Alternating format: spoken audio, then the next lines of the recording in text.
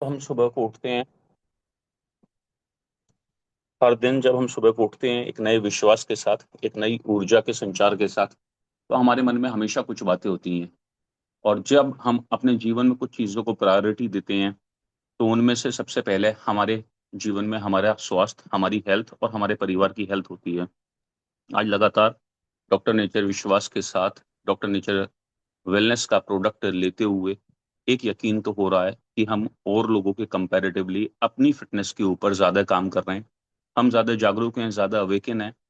और आज तरह-तरह के केमिकल जो हर दिन जाने-अनजाने में हम खुद खाते हैं, हमारे परिवार को देते हैं, और जो किसी भी तरह से, किसी भी स्थिति में, परिस्थिति में हम जिनसे चाहकर भी दूर नहीं रह सकते। कम या ज़्यादा की मात्रा तो अलग हो सकती है, लेकिन डायरेक्टली इनडायरेक्टली वो हमारे शरीर में जाते ही हैं, चाहे वो पानी के थ्रू हैं, हवा के थ्रू हैं। तो आज डॉक्टर नेचर वेलनेस का प्रोडक्ट लेने के बाद एक विश्वास ज़रूर बढ़ता है कि हमारे पास कुछ ऐसे उपाय ज़रूर हैं, कुछ ऐसे इलाज ज़रूर हैं कि हम ज़्यादा लंबे टाइम तक औरों के मुकाबले स्वस्थ रह पाएँगे, हेल्दी रह पाएँगे, अपने परिवार का ध्यान रख पाएँगे। और जब हम जागरूक होंगे तो ज़्यादा से ज़्यादा लोगों को जागरूक कर पाएँगे। इसीलिए हर दिन क्लब चैतन्य जीवन एक से एक नए शानदार सेशन करता है, जिसमें एक से एक नए प्रोडक्ट के बारे में आपको एक से एक अच्छे साथी के द्वारा बताया जाता है, समझाया जाता है, और बहुत सारी चीज़ें सिखाने की कोशिश की जाती है कि आप उनको अपने जीवन में भी उतारें और आगे चलकर इनके ऊपर काम कर कर अपना और नए लोगों का जीवन जो है वो रूपांतरित करें। आज इसी श्रृंखला में लगातार लोगों में एक समस्या हम हमारे घर में, परिवार में और हमारी सोसाइटी के बीच, बहुत सारे लोगों के बीच में देखते हैं, ज़्यादा एसिड का बनना। उसके मल्टीपल रीज़न्स हैं, आज उन रीज़न्स के ऊपर बात करेंगे और क्या उनके समाधान हो सकते हैं, इसको बताने के लिए अमित चौधरी सर, जो एक स्पेशलिस्ट हैं, हेल्थ इंडस्ट्री में एक जाना-पहचाना नाम है, बहुत लंबा टाइम हेल्थ इंडस्ट्री को दिया है, फार्मा सेक्टर को दिया है, और आज आयुर्वेद की जड़ों से जुड़कर ऑर्गेनिक फार्मिंग, खुद अपनी ऑर्गेनिक फार्मिंग कर कर और आयुर्वेदिक प्रोडक्ट को यूज़ कर कर लगातार प्रीमियम लॉयल्टी को चलाकर डॉक्टर नेचर वेलनेस में लगातार एक से एक शानदार जगह पर काम को करने में, अपनी टीमों को बढ़ाने में लगे हुए हैं, अपने परिवार को जागरूक करने में लगे हुए हैं, और बहुत डीप अच्छी नॉलेज रखते हैं आयुर्वेद के ऊपर, डॉक्टर नेचर वेलनेस के प्रोडक्ट के ऊपर। उनसे आज जानेंगे, समझेंगे, सीखेंगे कि क्या है आखिर एसिड वृत्ति और किस तरह से कोई व्यक्ति जो है वो खुद को हेल्दी फिट रख सकता है। ज्यादा से ज्यादा लाइक के साथ में, वेलकम के साथ में स्वागत करेंगे अमित चौधरी सर का। अमित चौधरी सर, बहुत बहुत स्वागत है आपका। Over to you. Thank you sir. आपने ठीक कहा कि आजकल की जो लाइफ स्टाइल है बहुत बिजी है और एसिड की प्रॉब्लम बहुत ज़्यादा हमें हमारे परिवार को देखने को मिलती है। इसके काफ़ी रीजंस हैं। तो एसिडनोबिलिटी हमारा जो सिरप है बहुत स्पेशल प्रोडक्ट है और इसके बारे में चर्चा भी ज़्यादा नहीं हो पाई है। इसके बहुत बेनिफिट्स हैं और मैं स्टार्टिंग करूंगा कि किन किन इंडिकेशन होते हैं। लगभग सब इंडिकेशन हम एक से समझते हैं बट होते नहीं है। बहुत लोगों को जैसे हार्ट बर्न होता है तो इसका मतलब ये नहीं है दिल में जलन हो रहा है, बल्कि सीने के बीच में गला जो होता है इसोफेगस में होने वाली जलन होती है। और साथ साथ ये आमतौर पर जब पेट के अंदर एसिड बन जाता है और जो इसोफेगस होती है वापस रिफ्लेक्स आता है एसिड, तब ये दिक्कत होती है। इसके सामान्य लक्षण क्या है? सीने में जलन होती है खासतौर से खाना खाने के बाद, और ये जलन ऊपर तक गले तक जाएगी, इसोफेगस तक जाएगी। पेट से स्टार्टिंग होगी और इसोफेगस तक जाएगी। मुंह में खट्टापन होगा, कड़वा स्वाद आएगा। लेटने या झुकने पे ये जलन बार बार बढ़ेगी। कभी कभी जब डकार आती है ये पेट भारीपन होता है। तो इसके एक ये सिम्टम्स हैं क्या होती है, और ये किन चीजों से बढ़ सकती है। जैसे इस समय मौसम चल रहा है, इस समय अपनी जठराग्नि वीक हो जाती है। तो हमें सीजनल फ्रूट, सीजनल भोजन और जठराग्नि को अ, ज्यादा बढ़ाने के लिए वो प्रोडक्ट यूज करने चाहिए, वो भोजन खाना चाहिए। हम लोग बट इसका उल्टा करते हैं, ज्यादातर मसालेदार तला भुना भोजन और ज्यादा खाना खा जाते हैं। स्ट्रेस में होते हैं तो हम बहुत ज्यादा खाना खा जाते हैं, बार बार खाना खाते हैं और खाना खाने के बाद तुरंत लेट जाते हैं। चाय कॉफी का फैशन चल रहा है, चाय कॉफी बहुत अधिक मात्रा में लेते हैं। साथ साथ ड्रिंक, स्मोकिंग और मोटापा हद तक। मोटापे से कहा जाता है 180 बीमारियां आती हैं, तो इसमें एक बीमारी ये भी है आपका हार्डबर्न होना है, तो मोटापे का कारण है। साथ साथ एंजाइटी, स्ट्रेस, ये इसकी रीजन है। ये हार्ट बर्न हो गया। इसके साथ साथ दूसरा टर्म आता है डिस्पेप्सिया। यह कोई बीमारी नहीं है, बल्कि ऊपरी पेट में होने वाले पाचन संबंधित, जो हमारी पाचन संबंधित का एक ग्रुप है, उसकी वजह से होती है। इसके सिम्टम्स क्या होते हैं, खान मतलब सिम्टम्स लगभग सबके एक से होंगे, बट हमें समझना है ये किस तरीके से डिफरेंशिएट कर सकते हैं। पेट में भारीपन होगा खाना खाने के बाद, और बहुत कम मात्रा में खाओगे तो आपको ऐसा लगेगा जैसे आपका पेट भर गया, आपको भूख कम लगेगी। और ऊपरी पेट में जलन होगी, पेट फूला फूला सा रहेगा, बदहजमी, जिसे बदहजमी कहते हैं साथ साथ। और ये बहुत जल्दी खाना जो लोग खाते हैं उसमें ज्यादातर अक्सर शिकायत देखी गई है। आप तला भुना खा रहे हो, साथ साथ स्पीड से खा रहे हो, तो जो अपने माउथ के अंदर सलाइवा है, इसको कहा जाता है कि जितना खाने को पियो और पानी को खाओ। तो ये जितना भी मैं टर्म्स के बारे में बात करूंगा, और जो जो एसिड को बनाते हैं उनके बारे में बात करूंगा, बहुत 80% हम ठीक कर सकते हैं अगर हम भोजन को पिए और लिक्विड चीज को खाएं, तो एक हद तक ये ठीक हो जाती है। तला भुना मसालेदार भोजन ये हमेशा नुकसानदायक देता है, खासतौर से इस सीजन में तो बहुत ज्यादा हमें नुकसानदायक है, क्योंकि जठराग्नि वीक हो जाती है और डाइजेस्टिव जो जूसेस होते हैं वो प्रॉपर वर्क नहीं कर पाते हैं। एसिड रिफ्लेक्स गैस्ट्राइटिस, यानी जो पेट होता है उसके अंदरूनी हिस्से में सूजन आ जाती है। एक बैक्टीरिया होता है, इसे helico helicobacter pylori helicobacter pylori infection हो जाता है, जो पेट की अंदर की लाइनिंग को डैमेज करता है, जो आगे जाके अल्सर में कन्वर्ट हो जाता है। और इसकी लाइनिंग में जब ये एक तरीके से, जब और फिर इसके अंदर सूजन आ जाती है, इन्फेक्शन हो गया फिर सूजन आ जाती है। जब आपके अंदर सूजन होगी तो ऑटोमेटिक भूख भी कम लग पाएगी। इसके बाद आता है एक टर्म हाइपर एसिडिटी। इसके नाम से ही दिखाया जा रहा है, जब एसिड की मात्रा बहुत अधिक हमारे स्टोमक में हो जाती है तब ये शिकायत आती है। इसमें व्यक्ति को जलन होगा, खट्टी डकार आएंगी, ऊपरी पेट जो है डिस्कम्फर्ट हो जाएगा, सीने में जलन महसूस होगी। इसका कारण हमेशा पेट में ज्यादा एसिड बनना नहीं है, बट एसिड रिफ्लेक्स करेगा, और ये आपको ऊपर इसोफेगस तक जाएगा। एक हमारे पेट में HCl होता है, हाइड्रोक्लोरिक एसिड। इसका इसके दो काम होते हैं, एक तो भोजन पचाने का काम करता है। कभी कभी हम एक हाइजीन भोजन नहीं लेते हैं, उसके अंदर बैक्टीरिया वायरस चले जाते हैं, तो उसको ये मारता है। जब एसिड है तो एसिड का पीएच बहुत कम होगा, अगर आप स्किन पे डाल दो, हथेली पे डाल दो तो जल जाएगा। तो जब ये एसिड ऊपर को रिफ्लेक्स करता है, रिफ्लेक्स क्यों करता है, जो हमारा स्टोमक है, पेट है और इसोफेगस है, इसके बीच में एक मसल्स का बाल होता है, जिसे LVS, लोअर इसोफेजियल स्फिंक्टर कहते हैं। जब ये प्रॉपर वे में खाना खाने के बाद बंद नहीं हो पाता है, तो पेट का एसिड भोजन नली में वापस रिफ्लेक्स करने लगता है, जिसकी वजह से हमें हाइपर एसिडिटी की शिकायत हो जाती है। तो कभी भी खाना खाने के तुरंत बाद लेटना नहीं चाहिए।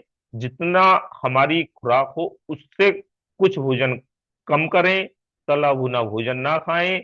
जो भोजन एक दूसरे के पूरक नहीं है, उन भोजनों को हम इस्तेमाल ना करें। और बार बार कहा जा रहा है कि धूमपान, एसिडिटी और पेन किलर्स वगैरह इसमें बहुत हानिकारक है। एस्प्रिन हो गई, आइब्रूफेन हो गया।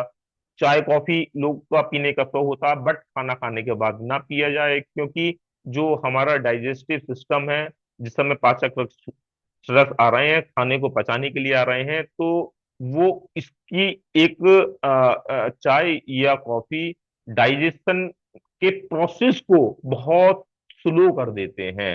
तो जो आपका पाचन 2 घंटे 3 घंटे में होना था, 1 घंटे में होना था, उसको लगभग 1.5 से 2 गुना समय लग जाता है। अगर किसी को चाय पीना हो, तो एक समय अंतराल के बाद पीजिए, और जितना कम लेंगे तो फायदे में रहेगा। इसके बाद एक टर्म्स आता है गैस्ट्रिक पेन, बार बार पेट के अंदर जो पेन होता है, ये आमतौर पर जो पेट होता है ऊपरी हिस्से में या मिडिल भाग में होता है। इसमें भी दर्द होगा, जलन होगी, भारीपन होगा, मरोड़ सी लगेगी, जैसा एक पेट में मरोड़ सी आ रही है। इसके पीछे गैस ही बनना नहीं है, हाइपर एसिडिटी, ब्लोटिंग और gastritis, peptic ulcer, dyspepsia, constipation भी एक बहुत बड़ा रीजन है जो आपके पेट में दर्द हो रहा है। और फूड इंटॉलरेंस, कुछ लोगों को कुछ खाने पीने की चीजें पेट इंटेस्टाइन के लिए सूट नहीं करती हैं। जैसे कुछ लोगों के लिए कहा जाता है आप गेहूं मत खाओ, कुछ को दही से शिकायत होती है। तो हमें ये ध्यान देना है जो हमारा डाइजेस्टिव सिस्टम है किन किन फूड को इंटॉलरेंस कर रहा है, इसके वजह से आगे जाके दिक्कत आती है, फिर इन्फेक्शन तक हो जाता है इंटेस्टाइन में। और ये दर्द कभी कभी गॉल ब्लैडर का भी हो सकता है, पेनक्रियास का भी हो सकता है, दूसरी एब्डोमिनल प्रॉब्लम भी इस तरीके का दर्द हमें देती हैं। कुछ लोगों के लिए स्पाज्म, एक स्पाज्म होता है एब्डोमिनल स्पाज्म, मतलब पेट और आंतों में अचानक से एक सिकुड़ जाती हैं। और आजकल मैं देख रहा हूँ, बहुत लोगों में देखा, मेरे बिल्कुल करीबी हैं, उनकी इसोफेगस सिकुड़ गई है। कुछ कहते हैं ना कि आंतें सिकुड़ गई हैं तुम्हारी, ऐंठ गई हैं। तो वो इसी तरीके से होता है। क्यों होता है उसके बारे में बात करेंगे कि ये कुछ कुछ सेकंड का दर्द होगा और कुछ मिनट तक जाएगा और बार बार होगा। इसका स्टार्टिंग जो दिखाई देगी हमें, ब्लोटिंग होगा, इंडाइजेशन होगा। अगर किसी को डायरिया बार बार हो रहा है तो उससे ये चांसेस बहुत ज्यादा हो जाएंगे। इन्फेक्शन हो रहा है तब ज्यादा हो जाएंगी।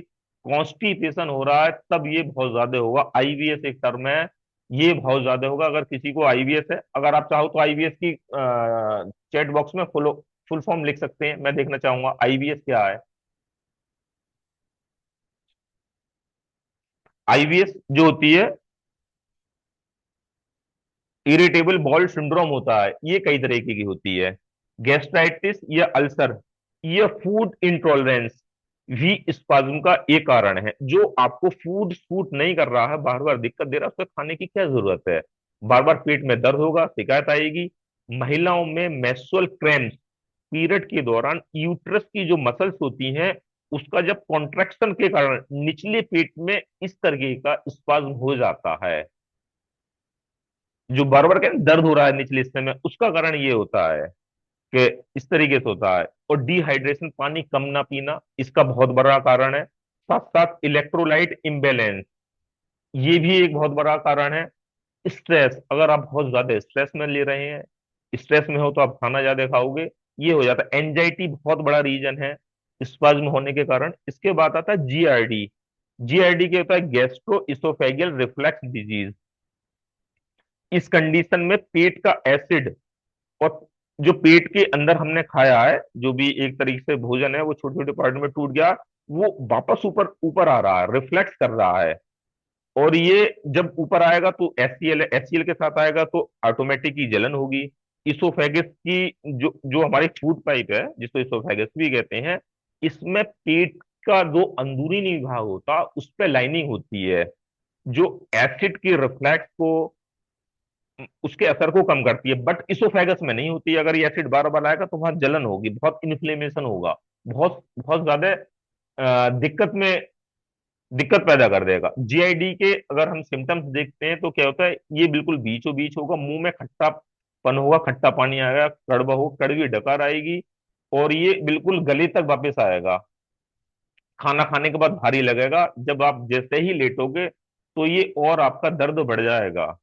गले में खराश होंगी, बार बार खांसी होगा, गला साफ करने की आपको बार बार जरूरत पड़ेगी।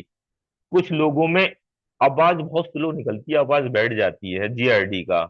क्यों होता है, जो अधिक वजन है, अधिक वजन वाले लोगों में होता है, जिनकी पेट की चर्बी ज्यादा है। पेट की चर्बी का ज्यादा होना बहुत खतरनाक है, उसका एक कारण ये भी है। यह जरूरत से ज्यादा खाना, कोई हमारी फेवरेट डिश बनती है तो हम उसे जरूरत से ज्यादा खा लेते हैं, तब ये शिकायत होने के चांसेस बढ़ जाते हैं। फैटी फूड बहुत ज्यादा खाना, स्पाइसी, कॉफी, चॉकलेट, ये सारी चीजें इसको ट्रिगर करती हैं। साथ साथ अल्कोहल हो गया, धूमपान हो गया, मेडिसिन। प्रेगनेंसी में जब पेट का साइज बढ़ जाता है तब ये जो प्रेशर है, ये भी जीआरडी, इस वजह से भी जीआरडी होता है। अब एक आता है गैस्ट्रिक अल्सर हो गए हैं, डियोडेनल अल्सर हो गया है। ये क्या होता है, अल्सर का मतलब शरीर के किसी अंदरूनी सतह पर एक तरीके का घाव बन जाता है। जब ये घाव पेट के अंदरूनी लाइनिंग में होता है, पेट के अंदर होगा तो इसे गैस्ट्रिक अल्सर कहते हैं। जब ये घाव आंत तीन भागों में बटी होती है, पहले भाग को ड्यूडेनम कहते हैं। जैसे ही आपका स्टोमक से नीचे की तरफ जो ओपनिंग होती है, वहां मुड़ा हुआ पार्ट, उसे ड्यूडेनम कहते हैं। अगर वहां ये शिकायत हो जाती है तो इसे ड्यूडेनम अल्सर कहते हैं। जब ये जो बता रहा हूँ ये बहुत काम की चीज है। होता क्यों, अगर हम इसको बैलेंस करना सीख जाएं अपने खान पीन से और एसिड नो वृत्ति से और दिनचर्या से सीख सकते हैं। जब एसिड और डाइजेस्टिव एंजाइम का असर प्रोटेक्टिव लाइनिंग की सुरक्षा से ज्यादा हो जाता है, तो ये जो अंदर की लाइनिंग है स्टोमक की, इसे डैमेज कर देता है, घाव बन जाता है। जो हमारे स्टोमक के अंदर है, जो हम एसिड बन रहा है बार बार और एक लेयर बनती है, तो जब लेयर के ऊपर एसिड बहुत ज्यादा मात्रा में बनने लगे और इस लाइनिंग को बार बार एक दो बार से कुछ नहीं होगा, बहुत बार डैमेज करेगा। बार बार अगर आप किसी चीज पर बार बार ट्रिगर करोगे, कुछ भी करोगे, तो वो चीज आपकी वीक हो जाएगी। इस वजह से ये अल्सर बन जाता है। इसके नीचे ही ड्यूडेनम होता है, सेम पार्ट यही है। ऊपरी पेट में दर्द होगा, जलन होगा, खाना खाने के बाद उल्टी आने की शिकायत होगी, भूख बहुत कम लगेगी, पेट आपका हमेशा भरा भरा होगा, भूख तो लगेगी बट खाया नहीं जाएगा, ऐसा लगेगा नहीं पेट भरा हुआ, नहीं खा रहा मैं। मेन रीजन क्या है? मेन रीजन मैंने बताया था, जो बैक्टीरिया है इसमें सबसे बड़ा रीजन वही है, हेलिकोबैक्टर पाइलोरी, जो पेट की प्रोटेक्टिव लाइनिंग को प्रभावित करता है और गैस्ट्रिक और पेप्टिक अल्सर का एक मेन कारण है। तो हमें हाइजीन भोजन करना चाहिए। अगर हम हाइजीन भोजन नहीं करते हैं, उसके साथ ये ज्यादातर आ जाता है। और दूसरा इसका कारण है एनएसआईडी। अगर आप लोग चाहो तो एनएसआईडी का फुल फॉर्म बता सकते हैं चैट बॉक्स में जाके। एनएसआईडी बार बार कहा जाता है, ये एक टेक्निकल वर्ड है। Non steroidal anti inflammatory drug कहा जाता है इसे। इसे जनरल भाषा में हम पेन किलर कहते हैं। अगर लॉन्ग समय तक हम इनका यूज करते हैं तो पेट की जो प्रोटेक्टिव लेयर है उसकी लाइनिंग को बहुत वीक कर देगा, बहुत वीक। जब बहुत वीक हो जाएगी, तब एसिड अपना काम करना चालू कर देगा। एचसीएल और पेप्टिक वगैरह, जो पेप्सिन वगैरह निकलने हैं, तो उसकी लाइनिंग को डैमेज करेंगे। और जब एसिड और जो एसिड एसिड के साथ साथ एसिड और प्रोटेक्टिव बैरियर में इम्बेलेंस हो जाएगा, जो एनएसएआईडी है और ये बैक्टीरिया है, दोनों के अंदर इम्बेलेंस कर देगा, क्योंकि एसिड ज्यादा बनेगा और ये इसकी लेयर को भी डैमेज कर रहे हैं। तो इसकी वजह से जो अल्सर है बहुत होता है। साथ साथ स्पाइसी फूड तो है ही है, स्मोकिंग और ड्रिंकिंग भी इसका एक मेन कारण है। एसिडनोबिलिटी की कंपोजिशन में आते हैं। एसिडनोबिलिटी के अंदर लगभग 12 हमारे इंग्रेडिएंट हैं, और इन इंग्रेडिएंट के बारे में बार बार बात हो चुकी है, तो फिर भी मैं इसके बारे में बात करना चाहूंगा। और जैसे शतावरी है, आयुर्वेद में से शीतल ठंडा प्रदान करने वाला कहा जाता है, शूटिंग हर्ब्स कहते हैं। पेट के अंदर जलन, गैस्ट्रिक इरिटेशन को शांत करने में सपोर्टिंग भूमिका निभाती है। ऐसा नहीं है, एक हमारे अंदर मिथ है कि शतावरी केवल महिलाएं खाएंगी, ये कहीं नहीं है। अपने मेल लोग भी इसको यूज करते हैं, और काफी हर्ब्स में, काफी सिरप में, काफी टैबलेट फॉर्म में आयुर्वेद की शतावरी का एक मेन मेन रोल होता है। इसके बाद आता है मुलेठी, यष्टि। पेट में इनर लाइनिंग, जब आपकी इनर लाइनिंग कमजोर हो रही है तो उसे प्रोटेक्ट कैसे करा जाए, वहां काम इसका मुलेठी का होता है, इसको प्रोटेक्ट करती है। साथ साथ एसिडिटी और गैस्ट्राइटिस से होने वाली इरिटेशन, बार बार जो इरिटेशन होती है, उसमें आपका ये मुलेठी का बहुत अहम रोल है। साथ साथ अल्सर रिलेटेड गैस्ट्रिक जितने भी डिस्कम्फर्ट है, मुलेठी का आयुर्वेद में इसका बहुत बड़ा योगदान है। बट एक चीज ध्यान रहनी है, जो भी हमारे डॉक्टर्स हैं, पैनल के डॉक्टर्स हैं या सर्टिफाइड वेलनेस कोचिज है, उनके माध्यम से लेनी है। अगर आप अधिक मात्रा में लेते हैं, और जो खासतौर से बीपी की शिकायत है, तो उसको एक समय के बाद या अधिक मात्रा में लोगे, लॉन्ग समय तक लोगे, तो बीपी को बढ़ा देगी। या जिनके अंदर पोटेशियम ऑलरेडी कम है, कभी कभी जो इलेक्ट्रोलाइट सोडियम पोटेशियम एक सिस्टम है, सोडियम पोटेशियम पंप भी कहा जाता है, कुछ लोगों में पोटेशियम की मात्रा कम हो जाती है, तो ऑलरेडी ये इसको भी पोटेशियम की मात्रा को कम करता है। तभी हमारे जो एक्सपर्ट हैं, डॉक्टर लोग हैं, सर्टिफाइड वेलनेस कोचेज है, उसके द्वारा ही लिया जाए। इसके बाद मिश्री सौंफ, गैस और ब्लोटिंग में बहुत अहम रोल है। इसको हम खाना खाने के बाद खुद भी खा सकते हैं, जिससे आप देखोगे जिन्हें ब्लोटिंग की शिकायत होती है, पेट के अंदर एकदम गैस भर जाती है, आप खाना अच्छा खाओगे, हाइजीन फूड खाओगे, तब भी शिकायत होती है, तो आप खुद भी सौंफ खा सकते हो। साथ साथ पेट में ऐठन वगैरह होगी, स्पाज्म होगी, तो ये डाइजेस्टिव सपोर्ट देती है। पेट की जो ऐठन है, उसमें ये इसका बहुत बड़ा अहम रोल होता है। और इंडाइजेशन, जो आपका इंडाइजेशन है उसको दुरुस्त बहुत करता है ये। साथ साथ आंवला अमल की, इसे एंटीऑक्सीडेंट कंपाउंड कहा जाता है। साथ साथ इसके अंदर विटामिन सी की मात्रा पाई जाती है, और डाइजेशन को सपोर्ट करता है। आयुर्वेद में इसे बार बार लोग कहते हैं कि पूरे आप रोज 24 घंटे, 30 दिन, 12 महीने, हर सीजन में ले सकते हैं। क्यों ले सकते हैं, इसका भी रीजन है। इसका मतलब हर चीज का एक रीजन है, क्योंकि ये पित्त को संतुलन करता है। अगर जिसका पित्त संतुलन हो गया तो बहुत हद तक आने वाली बीमारियों से हम बच सकते हैं। ये ऐसा प्रोडक्ट है, इसको किस मतलब अगर खाना खाने के बाद भी आप ज्यादा मात्रा में लोगे ले लोगे तब भी साइड इफेक्ट नहीं है। दूध के बाद भी ले सकते हो इसको, बट हमें लेना नहीं है, साइड इफेक्ट नहीं है। और जितने भी हमारे सिरप हैं या जूसेस हैं वो नहीं लेने चाहिए।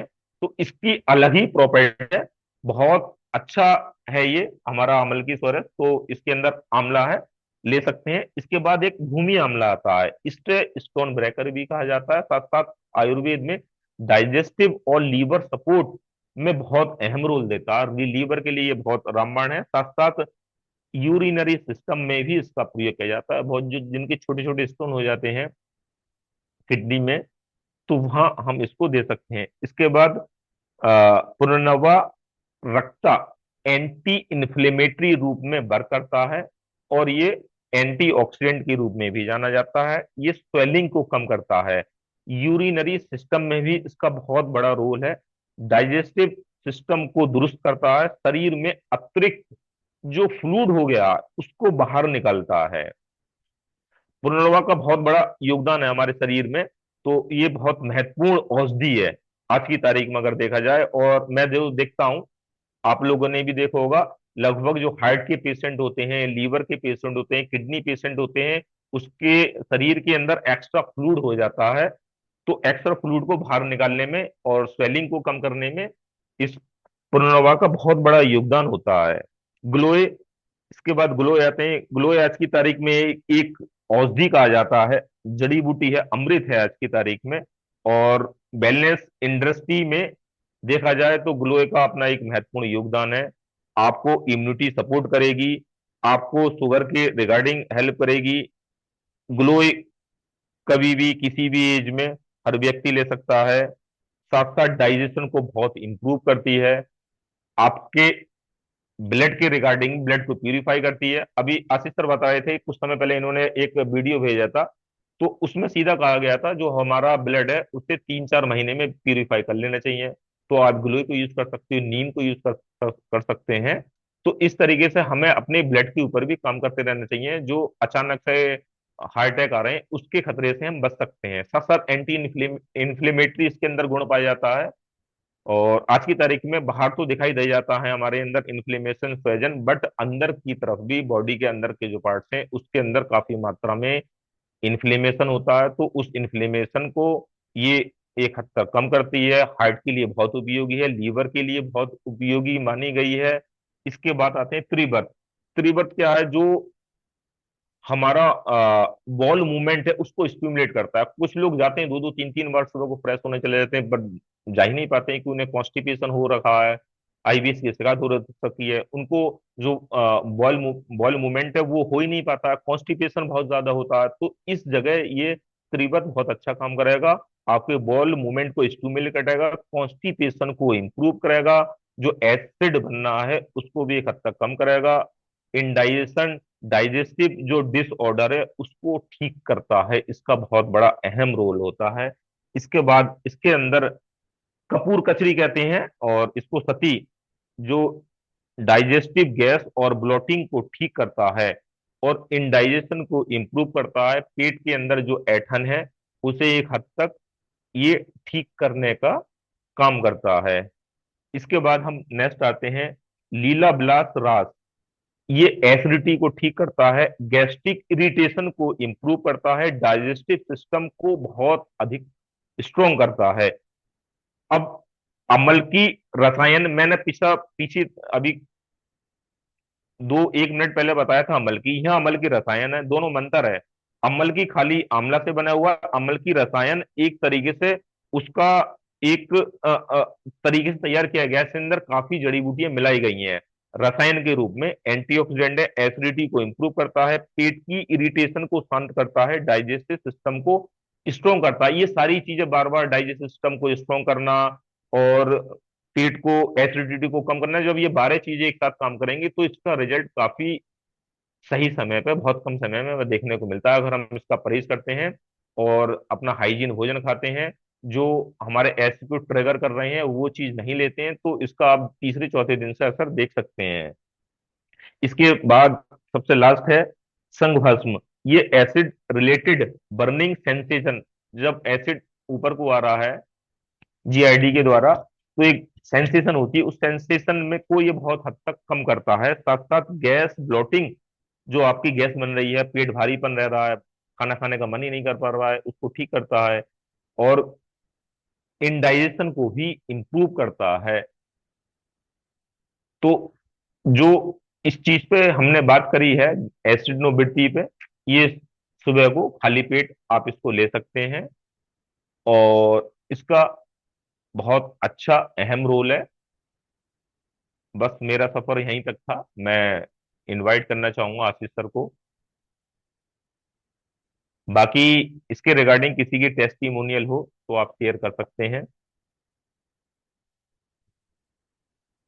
Thank you so much Amit sir, बहुत शानदार जबरदस्त सेशन के लिए बहुत अच्छी टेक्निकल बातें आपने बताई, लेकिन एक बार समराइज करना जरूरी है। क्या आपने बताया, क्या हमने समझा, कितना हमारी नॉलेज में आया?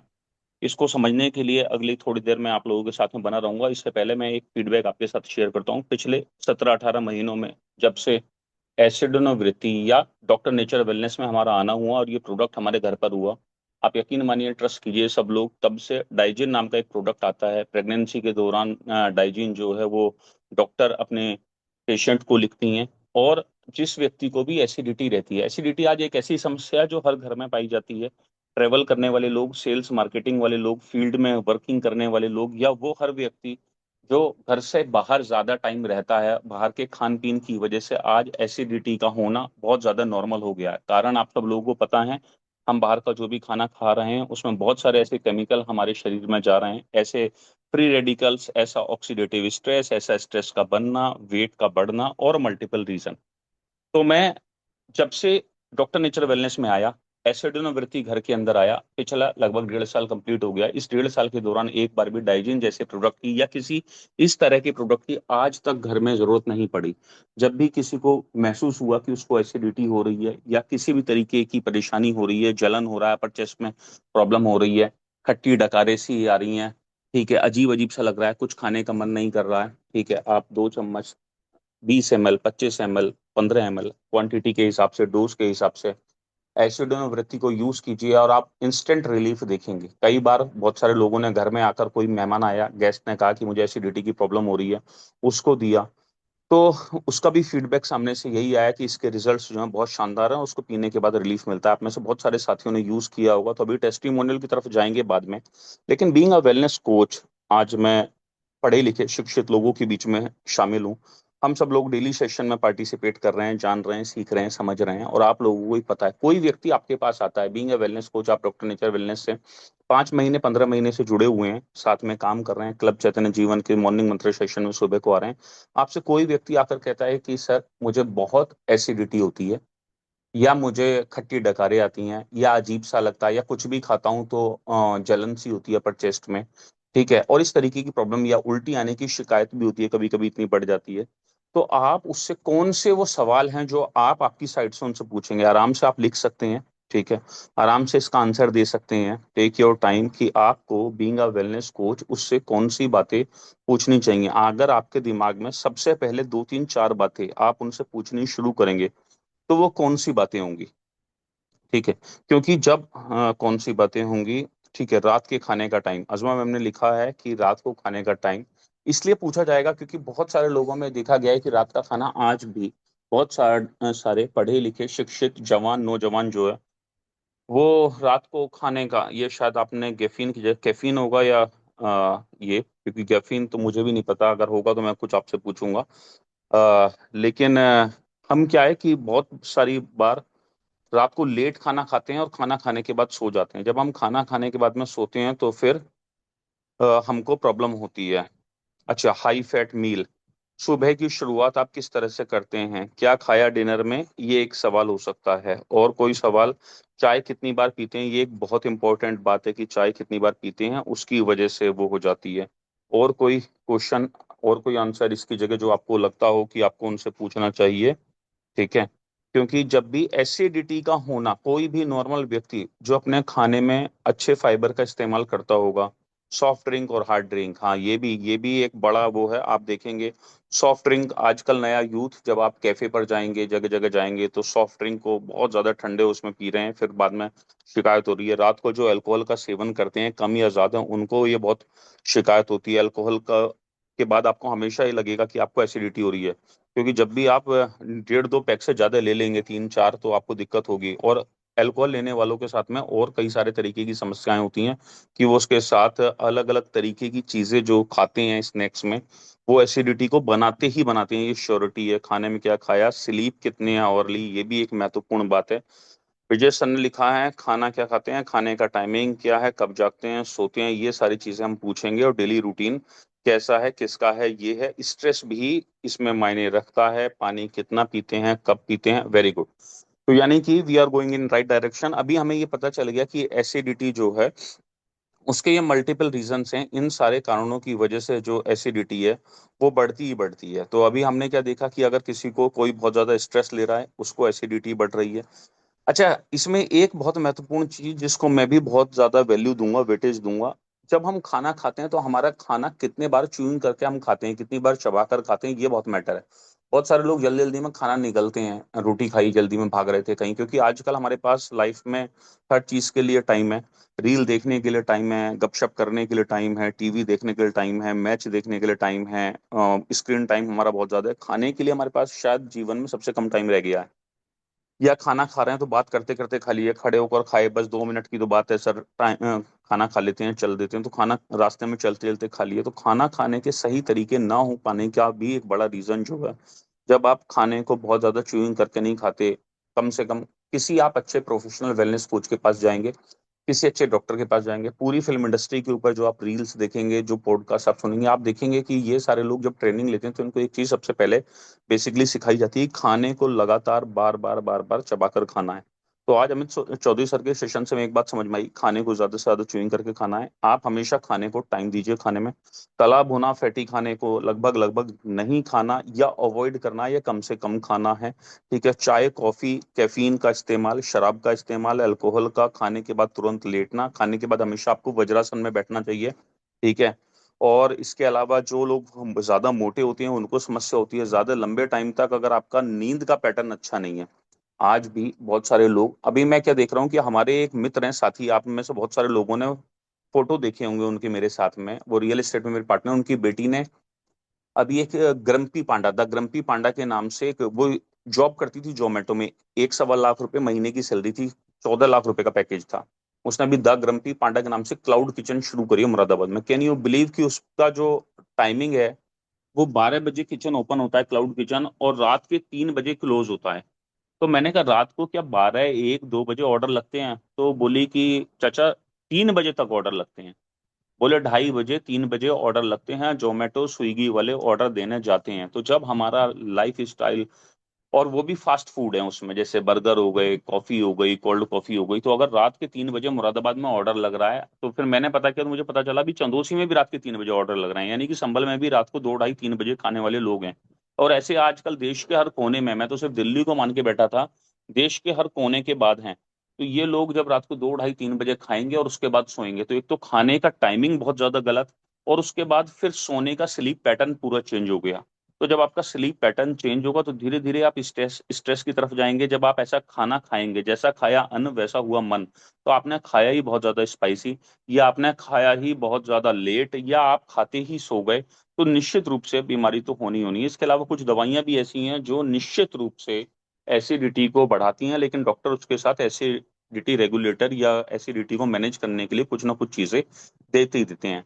तो अभी हमें करना क्या होगा, हमें नियमित भोजन सही टाइम पर करना है, जो मुझे पहली बात समझ में आती है। नींद की सही साइकिल जिस पर हम बात कर रहे हैं, लोड घूम कर देखेंगे आप बार बार ना, तो आपकी हर बीमारी के अंदर वही चीजें आएंगी कि आपको स्ट्रेस को मैनेज करना है, खाने की टाइमिंग सही होनी चाहिए, खाने को ज्यादा च्यूइंग कर कर खाना। लेकिन इतनी आदतों के बाद भी, इतना पता होने के बाद, मैं हमेशा एक बात बोलता हूँ भाई, पता होने से कुछ नहीं होता, करने से सब कुछ होता है। ठीक है। आपके आपको क्या पता है, आपके मन के जानने से नहीं होता या आपके बुद्धि के जानने से नहीं होता। जब आप अपने मन को उस जगह लेकर जाते हो कि मुझे ये काम नहीं करना है, तब वो चीज होती है। एनीवेज, अभी मेरे कुछ अगर आप रेडी हैं तो 2 4 5 क्वेश्चन आंसर को एक बार करते हैं, ठीक है, जिससे कि और ज्यादा क्लैरिटी हो जाए और ज्यादा पता लग जाए कि हमें किस तरीके से आगे की चीजों को लेकर चलना चाहिए, ठीक है। तो पहला मेरा सवाल है इसमें, क्या पेट में एसिड का बनना शरीर के लिए जरूरी है या नहीं है? पहली बात। बहुत अच्छे आपने आंसर दिए, लेकिन अभी जो बात है, क्या पेट में एसिड का बनना जरूरी है? जरूरी है। अब बहुत सारे लोग पूछते हैं, यार अगर एसिड का बनना जरूरी है और यही एसिड बाद में एसिडिटी तो नहीं बनता, तो क्या यही वाला एसिड जो है, जो पेट में एसिड आपका बन रहा है, यही एसिड की एसिडिटी बनता है? यही एसिड जो है वही एसिडिटी बनता है? Yes yes yes yes yes yes yes. अभी आपने अगर सुना हो ध्यान से, तो इसोफेगस एक नाम लिया था अमित चौधरी सर ने, ठीक है। और वो क्या होगा, जब भी आपका रूटीन सही नहीं होगा, जब भी जितनी सारी बातें मैंने आपसे करी, जब वो सही नहीं होंगी, ठीक है, तब आपको फिर प्रॉब्लम होगी। अदरवाइज इस एसिडिटी से प्रॉब्लम नहीं होती। बहुत सारे लोगों को लगता है, और आपसे मैं पूछना चाहता हूँ, क्या एसिडिटी का मतलब शरीर में, जैसे हम कोलेस्ट्रॉल की बात करते हैं हमेशा, या हम हमारे हार्ट की बात करते हैं, एलडीएल की बात करते हैं, तो हमें पता है कि बैड फैट नहीं होना चाहिए। ऐसे ही क्या एसिडिटी जो है, उसका मतलब शरीर में एसिड का जमा होना होता है? क्या शरीर में ये एसिड जो आपका बनता है, ये जमा हो जाता है इसलिए एसिडिटी होती है? नहीं, बिल्कुल सही बात है, नहीं। यानी कि बॉडी में एसिड स्टोरेज नहीं होती, एसिड की ब्लॉकेज नहीं होती। एसिड जैसे वहां पर हमारा फैट जमा हो जाता है, बेड फैट, इस तरीके से नहीं होता। ये बात क्लियर होनी बहुत जरूरी है, और अच्छी बात ये लगी कि आप लोगों को उसका आंसर प्रॉपर पता है और सही तरह से ना के बीच में पता है। क्या खाने के तुरंत बाद रेगुलर लेटने से एसिडिटी की समस्या हो सकती है? अगर हम खाने के बाद लेटना शुरू कर दें तो एसिडिटी की समस्या हो सकती है? जी हाँ, बिल्कुल हो सकती है। तो हमें क्या, किन चीजों पर, 3 चीजों पर काम करना है? कोई हमारे पास आया कि भाई खाने के बाद नहीं लेटना है, चलना है, हम हमेशा से बचपन से सुनते हुए आ रहे हैं, ठीक है। क्या बहुत ज्यादा तला भुना खाने से और रेगुलर जो लोग स्पाइसी फूड खाते हैं, उनको एसिडिटी की समस्या बढ़ सकती है? एसिडिटी की समस्या बढ़ सकती है? जी, बढ़ सकती है, बढ़ सकती है, बढ़ सकती है। Very good, very good, very good, बहुत बढ़िया, बढ़ सकती है। और बढ़ सकती नहीं है, मुझे तो लगता है बढ़ ही जाएगी। क्या मोटे लोगों में, जब आप हेल्दी लोगों को देखते हैं या जिनका विसरल फैट ज्यादा है उनको देखते हैं, टमी जिनकी ज्यादा निकली हुई है, ऐसे लोगों में एसिडिटी का रिस्क ज्यादा है?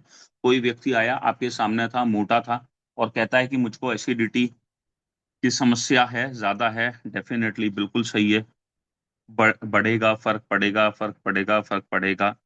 ठीक है, ठीक है, ठीक है।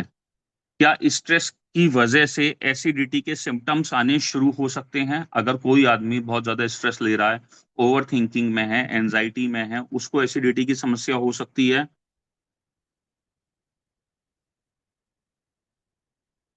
उसको एसिडिटी की समस्या हो सकती है? बिल्कुल हो सकती है, बिल्कुल हो सकती है, बिल्कुल हो सकती है। Right, right, right, right, thank you so much. अच्छा, क्या एसिडिटी अगर हमें वीकली होनी शुरू हो जाए? एक व्यक्ति तो है जिसको कभी नॉर्मली हो गई, यानी कि वो घर से बाहर गया, कभी खा लिया, महीने 2 महीने 6 महीने में एक बार एसिडिटी हो गई। लेकिन अगर किसी व्यक्ति को वीक में 2 बार 3 बार एसिडिटी होनी शुरू हो जाती है, 4 बार होनी शुरू हो जाती है, तो क्या ये नॉर्मल सिम्टम है या नॉर्मल नहीं है? अब उसको बहुत ज्यादा ध्यान रखने की जरूरत है। बिल्कुल नहीं है, इसको बिल्कुल नहीं लिया जा सकता। एसिडिटी के बढ़ने की वजह से, बहुत इंपॉर्टेंट क्वेश्चन है, अगर एसिडिटी रेगुलर बढ़नी शुरू होती है तो कौन कौन सी बीमारियों के होने का खतरा बढ़ सकता है? ये एक इंपॉर्टेंट क्वेश्चन है। अगर कोई एसिडिटी को लेता है तो कौन कौन सी बीमारियों के बढ़ने का खतरा बढ़ सकता है? एसिडिटी अगर रेगुलर रहने लगी है तो उसको कौन कौन सी शिकायत हो सकती हैं? IBS, GRD, peptic ulcer, very good, very good, very good. Fatty liver, fatty liver भी, हाँ, या तो फैटी लीवर है तो एसिडिटी हो रही है, या एसिडिटी होनी रेगुलर शुरू हो गई तो निश्चित ही फैटी लीवर है। जिन लोगों को कॉन्स्टिपेशन की प्रॉब्लम रेगुलर रहती है, उनमें एसिडिटी बढ़ने के चांसेस ज्यादा हो जाते हैं? हाँ, पाइल्स का भी मदन गोपाल सर ने एक वो दिया है, जब एसिडिटी लगातार बढ़ती रहेगी तो पाइल्स भी एक ऐसी चीजें हैं, सेप्टिक हो सकता है, बिल्कुल सही है। बिल्कुल ठीक है। कॉन्स्टिपेशन वाले लोगों में जब आप देखेंगे तो आप देखेंगे, क्या कॉन्स्टिपेशन का रहना भी एसिडिटी का एक कारण हो सकता है? अगर किसी व्यक्ति का पेट बहुत अच्छा साफ नहीं होता और वो कहता है कि साहब मैं बहुत बाहर का भी नहीं खाता, मैं घर का ही खाना खाता हूँ और मुझको कॉन्स्टिपेशन रहता है और एसिडिटी बनती है, तो कॉन्स्टिपेशन का रहना भी एसिडिटी का एक कारण हो सकता है। वेरी गुड, बहुत बढ़िया, बहुत अच्छा। तो बहुत सारे लोगों को ये ऑलमोस्ट चीजें जो हैं अभी क्लियर हो गई हैं। आप में बहुत सारे ऐसे साथी होंगे जिन्होंने एसिडोन वृत्ति को यूज किया होगा। अगर आपने यूज किया है या किसी को यूज करवाया है, उसके बाद जो आपको फीडबैक मिले हैं वो किस तरीके के मिले हैं, एक बार अपना हैंड रेस कीजिए, जिससे कि मैं ज्यादा बेहतर तरीके से समझ पाऊं, या आपके पास ऐसे टेस्टिमोनियल फीडबैक हो कि इससे हमें ये फायदा जो है वो मिलने वाला है। अच्छा, हमें रात का खाना, अगर हम चाहते हैं किसी व्यक्ति को एसिडिटी है या एसिडिटी होती है, कोई कहता है, तो आप उसे रात का खाना किस टाइम खाने की सलाह देंगे, जो उसके सोने का टाइम है, या उसको रात का खाना किस टाइम तक खा लेना चाहिए?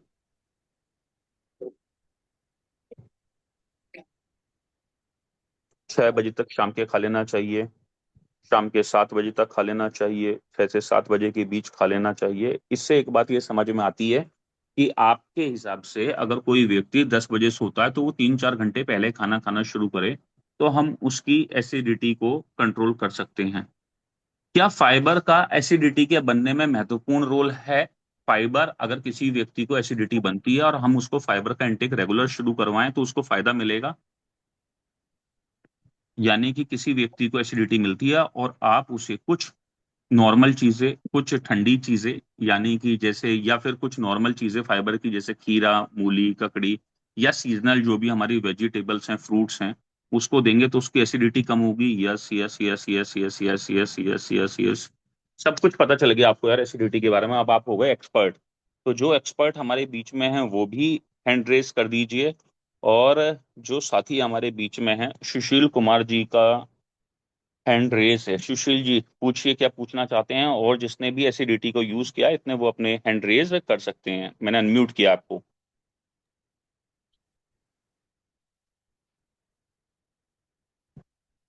सुशील जी, अनम्यूट किया आपको।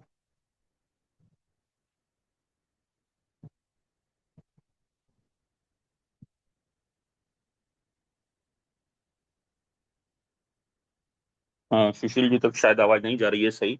सुशील जी के अलावा और भी जो साथी जिन्होंने एसिडोन वृत्ति को कभी यूज किया हो या हमारे किसी भी साथी तक इस प्रोडक्ट को पहुंचाया हो, उनके हैंड रेस देखना चाहता हूँ। ठीक है। और किस तरीके के फीडबैक सामने से मिले, या अगर आपने खुद यूज किया तो कैसा आपको लगा? मदन गोपाल जी का हैंड रेस है। मदन जी, आपको मैंने अनम्यूट किया है। नमस्ते नेचर सर। नमस्ते नेचर।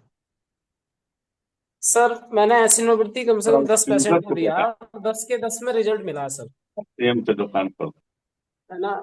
जो काफी मतलब लंबे टाइम से जिनको प्रॉब्लम थी उन लोगों को भी फायदे मिले हैं। और क्योंकि कई लोग ये भी नहीं समझ पाते उनको क्यों प्रॉब्लम हो रही है ना, कई पेशेंट को आईबीएस की प्रॉब्लम भी थी तो उनको भी फायदा मिला। दूसरा एक पाइल्स के पेशेंट को मैंने सर दिया था, तो उसमें मैंने पूरा पाइल्स का पूरा जो कोर्स है उसमें पाइल्स के टैबलेट, जूस और एसिनोप्रोपी, उदर निरोगी और फ्रेसो चूर्ण और यकृजीत, ये सब दिए थे। तो मतलब वो तो लगभग 10 साल से परेशान परेशान थे पूरा। उनका मतलब पाचन क्रिया खराब थी, मतलब खाया पिया भी नहीं लगता था, बहुत ज्यादा कमजोर भी हो गए थे। तो उनको मात्र मतलब 1.5 महीने में रिजल्ट आया बहुत शानदार। तो अब तो काफी लोगों को उन्होंने दिला चुके हैं। और वो संबल डिस्ट्रिक्ट के जो फंसुका मांडी एक गांव पड़ता है उसमें, संभल वाले लोग जानते होंगे उस गांव के, वो जफीर भाई हैं, जफीर अली नाम है उनका। तो ऐसे मतलब बहुत लोगों को एसएनओ दे चुके हैं जिसका 101% रिजल्ट मिला सर मुझे। एक बात और, जब आपने एसिडोन वृत्ति दिया तो आपके पास रिपीट सेल किस तरीके की आई? क्योंकि इस प्रोडक्ट की रिपीट सेल भी मैंने बहुत जबरदस्त देखी है और लोग खुद से मांगते हैं। तो आपको, आपके पास उसकी रिपीट सेल कैसी आई? दोबारा लोगों ने मुंह से बोलकर मांगा? क्योंकि मेरा पूरा विश्वास है कि इस प्रोडक्ट को लोग मुंह से बोलकर मांगते ही हैं। दोबारा अनम्यूट किया है। जी सर जी। ये तो मेन ताकत है सर हमारे प्रोडक्ट की, जब लोग सामने से मांगते हैं, कॉल आती है क्योंकि मैंने पिछली बार जब जो भी काम किया अब तक, तो वहां पे रीपरचेज का कुछ लगा ही नहीं कभी, खुद से कॉल करके व्यक्ति ने मांगा हो कोई प्रोडक्ट। सर यहाँ डेली डिटॉक्स हो, यकृजीत हो, अपना एसिनोबिट्टी हो, वीट वाले हो, या कोई भी प्रोडक्ट हो, बस कभी कभार हेल्दी हार्ट सिरप में या अपना जो साइडर है कोई सा भी, तो उसमें थोड़ा बहुत एसिड बढ़ जाता है व्यक्ति का। तो कई बार हमें स्टार्टिंग में पता भी नहीं थी, हमने मिक्स करा दिए थे दूसरे जूसों के साथ, तो हमने उसको डोज में चेंजेस। अब तो मैं ये बताता हूँ सर कि पहले एक सप्ताह में तो हमारी बॉडी पे आयुर्वेद का ये प्रोडक्ट हमारा डॉक्टर नेचर का एक एक सप्ताह तो सेट होने में लगाता है। कोई भी अच्छा आयुर्वेदिक प्रोडक्ट एक हफ्ते में हम समझ पाते हैं कि हमारी बॉडी को डोज कितनी चाहिए और हमें लेना कैसे है। तो ये बता करके चलता हूँ सर मैं। तो रिपीट सेल तो सभी की आ रही है सर, सभी प्रोडक्ट की आ रही है। कई बार 1% कस्टमर ऐसा होता है जो मतलब ठीक भी नहीं होना चाहता है या फिर बहुत ज्यादा बदपरहेजी करता है, तब रिजल्ट में प्रॉब्लम आ सकती है। वरना अच्छे रिजल्ट आ रहे हैं अगर व्यक्ति अच्छे डाइट के साथ और विश्वास के साथ इसको यूज करता है, किसी भी प्रोडक्ट को। सभी प्रोडक्ट अच्छे हैं thank sir. You, thank you so much Madan ji. एक चीज जो आपको विश्वास देगी, जहां आप अडिग रह सकते हैं, जो चीज आपको आज भारतीय डायरेक्ट सेलिंग में सबसे अलग करती है आपकी ऑर्गेनाइजेशन को, वो है सबसे बेहतर प्रोडक्ट का हमारे साथ होना। डॉक्टर नेचर वेलनेस की सबसे बड़ी, सबसे स्पेशल, सबसे खास बात, यहाँ सबसे ज्यादा बेहतर है प्रोडक्ट, जो आपको हर दिन जीतने पर, काम करने पर और डॉक्टर नेचर वेलनेस को करते रहने पर हमेशा मजबूर करता रहेगा। हो सकता है किसी ऑर्गेनाइजेशन के पास गाड़ियां, किसी के पास पैसे कमाने कल्चर, किसी के पास कमिटमेंट का कल्चर, किसी के पास कोई और कल्चर, ग्रोथ ओरिएंटेशन बहुत ज्यादा हो, लेकिन जो प्रोडक्ट की quality doctor nature wellness deliver करती है वो लाजवाब है। प्रोडक्ट में हमसे कोई नहीं जीत सकता, और यही वो प्रोडक्ट है जो आज हमारी स्ट्रेंथ, हमारी ताकत, हमारी एनर्जी, हमारी ऊर्जा, हमारा सब कुछ बना हुआ है। जब लोग सामने से फीडबैक देते हैं, उनको 15 दिन, 20 दिन, 1 महीने, 1.5 महीने में समस्याएं दूर होती हैं, जिन समस्याओं पर वो 2, 4, 6 महीने से काम कर रहे थे, तो विश्वास कई गुना ज्यादा और बढ़ जाता है। ये डॉक्टर नेचर वेलनेस की सबसे बड़ी खासियत है। सुशील जी, दोबारा से आपको अनम्यूट किया है। जी नमस्ते नेचर सर। नमस्ते नेचर। सर, जो एसोडो यूनिवर्सिटी है उस पे अमित सर तो हम लोग की आंखें खोल दिए हैं। वैसे तो हम उसका रिजल्ट लिए हैं। हमारे काउंटर पे कुछ जीविका दीदी लोग आई थी प्रोडक्ट लेने के लिए। उसमें से बैठी थी तो एक बहुत परेशान थी। तो हम पूछे कि मैडम जी आपको क्या परेशानी है, तो बोले कि हमको बहुत गैस चढ़ गया है। तो उसी समय मैं एक ये खोला और उसको एक ढक्कन उसको पिलाया, बोला कि लीजिए इसको देखिए। तो और वो मतलब 10 मिनट में उसको राहत मिल गया। जब उसको राहत मिला तो 2-3 फाइल मेरे पास था, वो सब लोगों ने ले लिया कि नहीं हमको भी दीजिए, हमको भी दीजिए, हमको दीजिए। इतना इमेजिंग उसका रिजल्ट है। जिस तरह एलोपैथ का दवा काम करता है तुरंत, उस तरह से उसका रिजल्ट मिल रहा है। और एक जरूरी बात यह है सर कि रात को मैं एक पेशेंट देखा, उसको थायराइड भी है और क्या बोलते हैं, टाइफाइड भी है।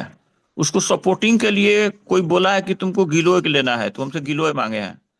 तो मैं उसको ये भी अपना वीट बार्ली जूस है उसको भी बोला हूँ, तो वो ठीक रहेगा ना? दोबारा से क्वेश्चन पूछिए, आपने क्या पूछा है? क्वेश्चन ये है कि थायराइड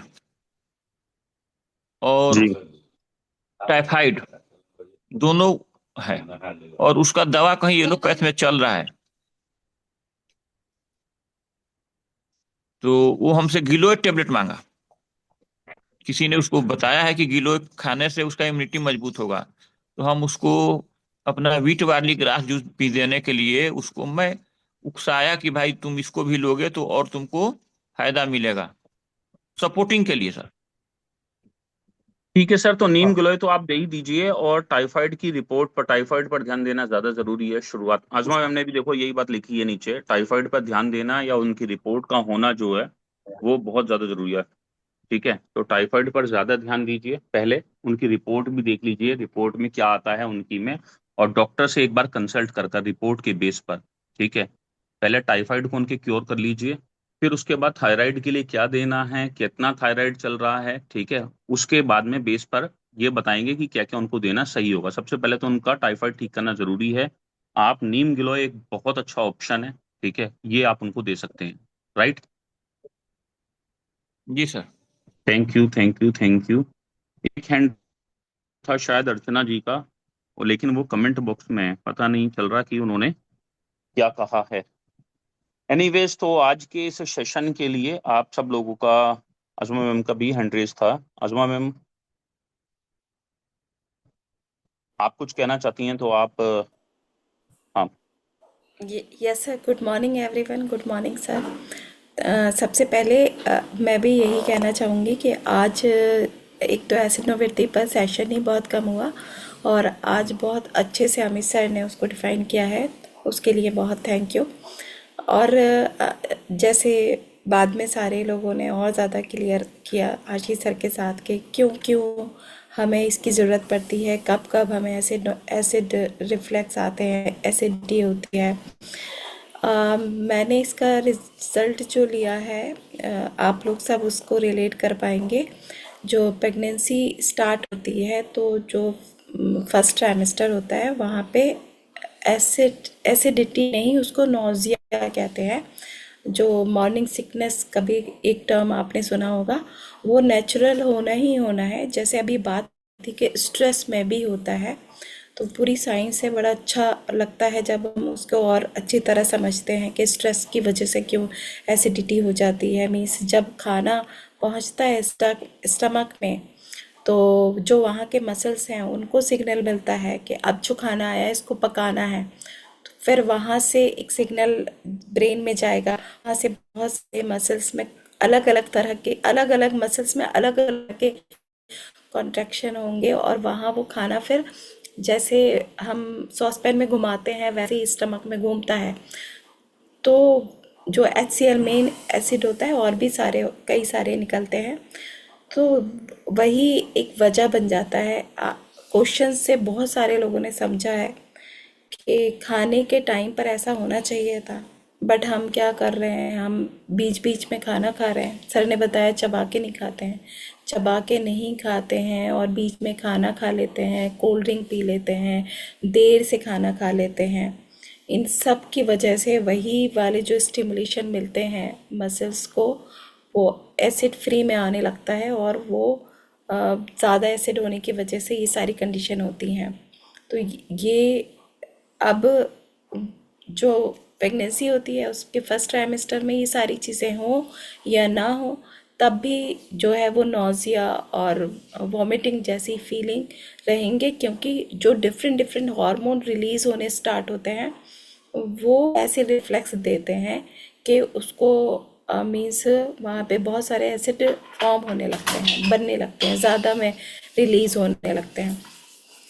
तो ऐसे फीमेल होते हैं उस टाइम पे बहुत ज़्यादा उनकी, मतलब उनको उसी की वजह से हेडेक होता है, उसी की वजह से लोअर बैक पेन भी होता है, इतने ज़्यादा वो हो जाते हैं एक्सेस में। तब मैंने इसको, जैसे अभी बड़ा अच्छा रिजल्ट हमारे साथ शेयर करते हैं सुशील सर, वो पूरी सिचुएशन बता के, तो ऐसे ही कई सारे पेशेंट को फिर मैंने दिया।